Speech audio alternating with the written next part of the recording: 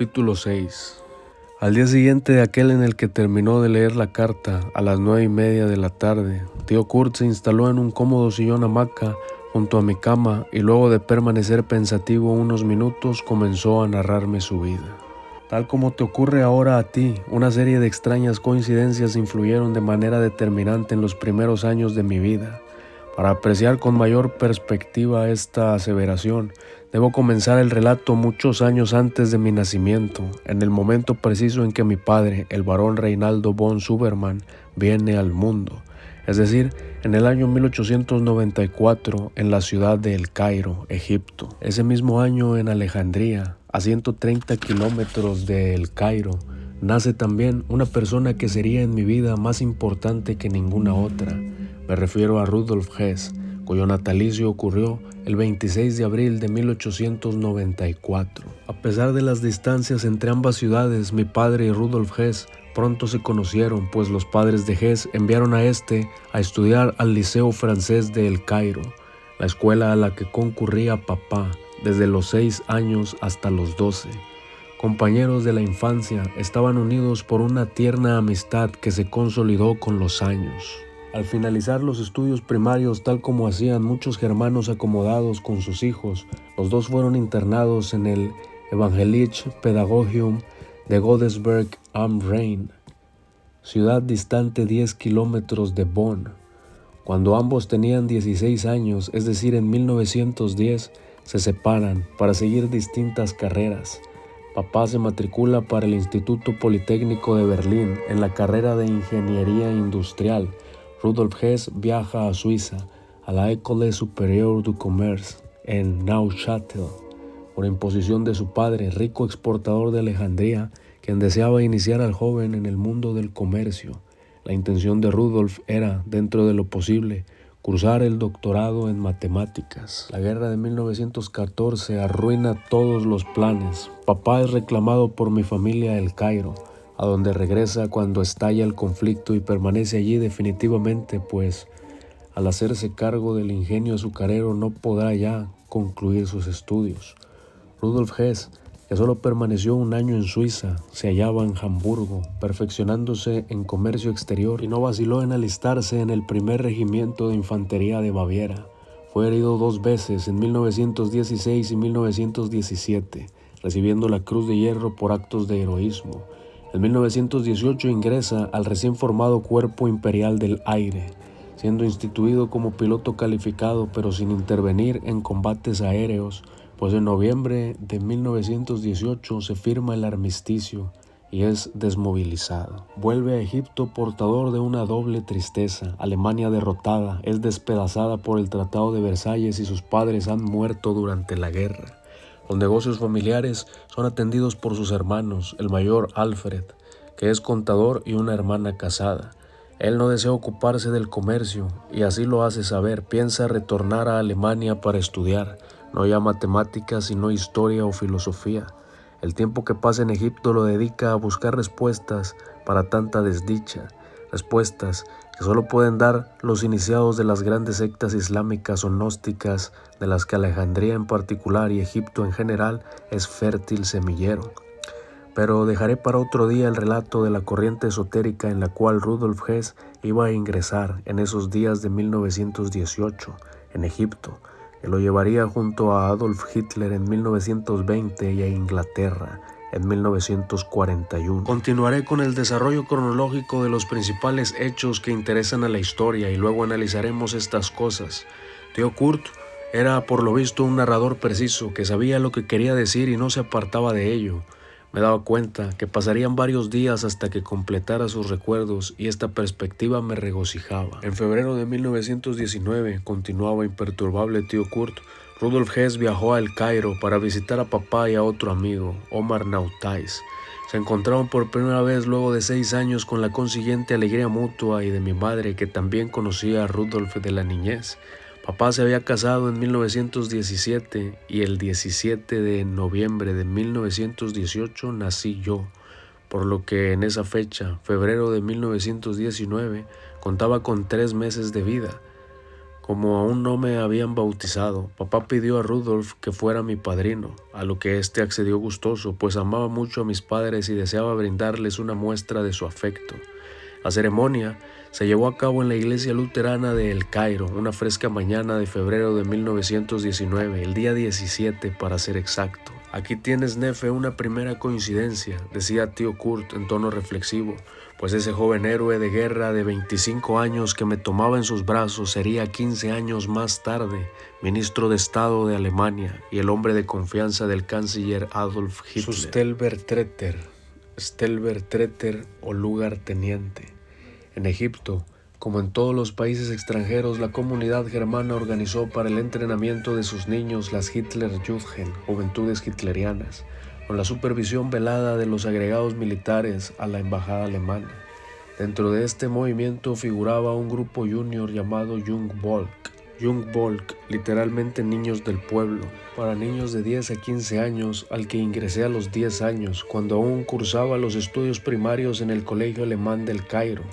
Egresé en 1932 y papá decidió enviarme a Alemania para seguir estudios superiores. Contaba entonces 14 años y ostentaba el título Feinlenzführer en la Hitlerjugend. Al año siguiente, en julio de 1933, partimos de Alejandría en un barco mercante que con pocas escalas iba directamente a Venecia. De allí seguiríamos en tren a Berlín. En esos días Rudolf Hess era un personaje muy importante en el Tercer Reich e increíblemente popular entre los miembros de la comunidad germana de Egipto, quienes se sentían gratificados con el triunfo de uno de los suyos. Rudolf trabajó duro todos esos años para contribuir a la victoria del Führer y, salvo algunos viajes cada 1 o 2 años, había abandonado completamente su primera patria egipcia. Sin embargo, nunca olvidó a sus amigos, que no eran muchos, ni a su ahijado, Kurt von Zuberman. Invariablemente recibíamos una tarjeta navideña todos los años y cuando en el Jungvolk necesitamos un tambor, recuerdo que papá me instó a escribir una carta a mi prestigioso padrino, quien no solo respondió amablemente con una misiva en la que me estimulaba a estudiar y perseverar dentro de las Hitlerjugend, sino que se ocupó de mi infantil solicitud. Un día recibimos una citación de la embajada de Alemania para retirar una encomienda, cuyo remito debía ser firmado por el Feinlenzführer Kurt von Zuberman, es decir, por mí. Era el tambor oficial de las Hitlerjugend, pintado con flamas negras y blancas una runa Sieg, del antiguo alfabeto germano Futhar con forma de rayo. La Hitlerjugend utilizaba una runa Sieg, pero la Schutzstaffel, o el escalón de guardia, estaba autorizada para emplear 2 Sieg. Venía también una carta del Reichsjugendführer, jefe nacional de la juventud, Baldur von Schirach, en la que confirmaba que a pedido del secretario privado del Führer Rudolf Hess enviaba un tambor a los lejanos camaradas de la Jungvolk de Egipto. Seguía una larga lista de conceptos y finalizaba recomendando emplear el himno de la juventud hitleriana. Vorwärts, vorwärts, Schettern die Hellen vom Fahr, vorwärts, vorwärts, Jugend kennt kein Gefahr. Adelante, adelante suenan las trompetas, adelante, adelante la juventud no sabe de peligros. Estaba la firma de Baldur von Schirach y 3 palabras, Heil und Sieg, salud y victoria. Ese tambor y esa carta me dieron una injustificada fama entre los niños germanos del Cairo, a la vez que estimulaban mi vocación para continuar en la línea de las Hitlerjugend. En 1933 llegaron noticias a Egipto de que el Führer, al celebrar su 44º cumpleaños, abriría las escuelas Nápola, que fueron disueltas por los aliados en 1920. Las Kadettmanstalten serían escuelas de formación para la futura élite alemana y en ellas se capacitarían a los cuadros de la juventud hitleriana. Pensando en la dificultad de ingresar en ella, siendo germano egipcio, papá, que poseía la amarga experiencia de no ser considerado verdadero alemán durante sus estudios en Bad Godesberg, consideró la posibilidad de dirigirse a Rudolf Hess para que facilitara la admisión. Para ello, antes de partir, le envió una carta solicitándole una entrevista e informándole la fecha aproximada de nuestra llegada a Europa. Los puertos y ciudades extraños que tocábamos eran sitios fantásticos para un orgulloso Feinlenzführer de 15 años que se debatía entre el gozo de conocer y la ansiedad de llegar. Llegar, sí, porque lo maravilloso era el destino final del viaje mágico, Alemania. Me miras con incredulidad, Nefe, se disculpaba tío Kurt, y le comprendo. Es difícil entender lo que sentíamos en esos días los jóvenes germanos, aún extranjeros como yo. Egipto era la patria amada, la tierra donde nací y crecí, pero Alemania era otra cosa, la tierra de Sigfrido y del Führer, del río Rin y del Loreley, de las valquirias y de los Nibelungos. Era una patria del espíritu, donde se nutría el mito, la leyenda y la tradición de nuestros mayores. Una patria eterna y lejana que de pronto se tornaba real por intermedio de ese viaje fabuloso. Habíamos sido educados en una mística cuya formulación sería sangre y suelo.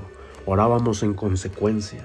A fines de julio, pleno verano europeo, arribamos a Venecia, punto final de nuestro viaje por mar, desde donde tomaríamos una combinación de trenes hacia Berlín. Estábamos prontos a descender del barco cuando el capitán nos anunció que deberíamos pasar por las oficinas que la compañía posee en el puerto para retirar un mensaje. Llegamos allí con el corazón oprimido pensando en malas noticias de Egipto, para encontrar en cambio una carta con membrete oficial del Tercer Reich. En ella Rudolf Hess nos advertía que estaría ausente de Berlín hasta la segunda semana de agosto, pero que si deseábamos visitarlo enseguida podríamos dirigirnos a la Alta Baviera. La causa de esto era que el Führer había decidido descansar unos días en su vida a Haus Wachenfeld sobre el Obersalzberg en Berchtesgaden, y parte de su gabinete le acompañó. Alojándose en hosterías cercanas, Rudolf Hess y su esposa Ilse se hallarían encantados de recibirnos y decidíamos ir hasta allí. En Reichskolsgrün, Baviera, estaba la casa alemana de la familia Hess, construida por el padre de Rudolf. Sin embargo, las vacaciones del Stellvertreter transcurrían habitualmente en Berchtesgaden, cerca de la residencia del Führer. Papá no podía ocultar su satisfacción, pues esta situación era por demás beneficiosa para nuestros planes. Por un lado, nos ahorrábamos de viajar cientos de kilómetros, pues de Venecia a Berchtesgaden hay solo 200 kilómetros, en tanto que a Berlín más de 1000. Por otro lado, teníamos la posibilidad de entrevistar a Rudolf, fuera de todo protocolo oficial, sin padecer la interferencia de secretarias o asistentes y disponiendo de tiempo para conversar y recordar las buenas épocas. La vista de la legendaria Venecia, el paso por Austria y la llegada a los Alpes bávaros fueron el umbral de mi ingreso a un mundo nuevo y maravilloso. Desde el momento en que pisé suelo bávaro, noté que el aire estaba como electrizado, como si un oculto motor enviase vibraciones poderosas a través del éter. Era algo tan evidente en esos días o años que cualquiera que estuviese medianamente predispuesto podía percibirlo.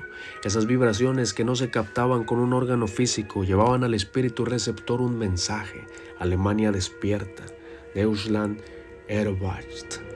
Pero esta traducción en 2 palabras es burda, parece una proclama patriótica elemental, no transmite cabalmente lo que evocaba en nuestro espíritu esa fuerza misteriosa.